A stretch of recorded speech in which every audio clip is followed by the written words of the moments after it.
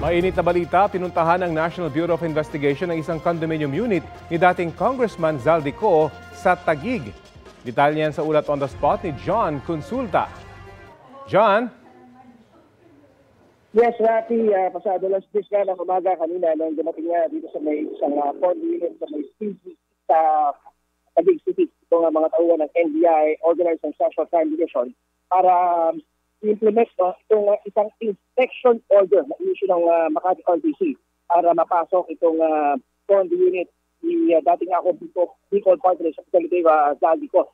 At ang pakay, Rafi, itong NBI team na to ay makapatak ng mga karagdagang ebidensya patungkol sa aligasyon ng bid rigging. Kung kaya't kasama ng NBI, Rafi, ang Philippine Competition Commission nang mag-apply itong inspection order. So, kung natin ito ng korte at sa ngayon, ongoing ngayon sa ating source ay patuloy yung paghahanap dito sa penthouse unit ni Zaldico sa may bahagi nga ng Taguig City. Sinasabi, Rafi, medyo malaki-laki itong condo unit ito, ilang daang square meters, laki.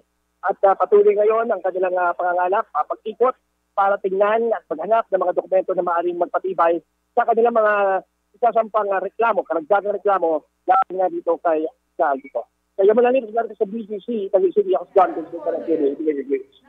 John, meron pa bang ibang target itong NBI? Sa ngayon, Rafi, ito muna yung kanilang prioritize. No? Maalala mo, merong isang bahay ng Zaldico na pinuntahan sa bahagi ng Pasig City.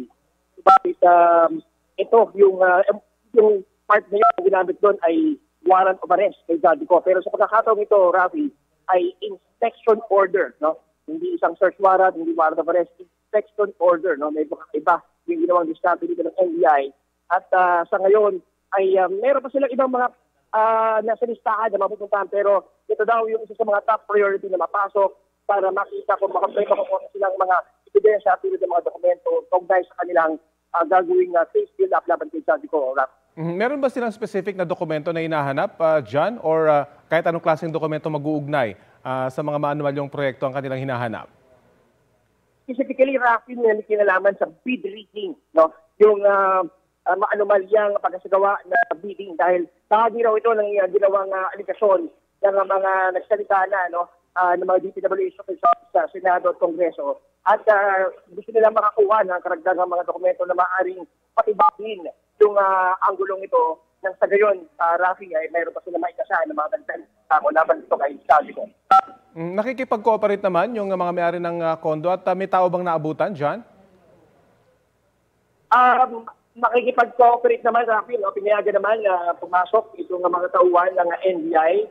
At may representative dito ang korte, na sheriff at dalawang pang empleyado para talagang masigurado na nasusunod ng maayos yung inspection order. Dahil ito, Rafi, ang pinakadetalye lamang ng inspection order ay kinakailangan lamang na tingnan. Wala pa silang karapatan na kunin kung mayroon man silang makukuha. At ito, ay kung mayroon man makita, Rafi, ito ay subject na sa ibang legal proceedings tulad ng search warrant para makuha ng National Bureau of Investigation. Okay, maraming salamat sa iyo, John Consulta.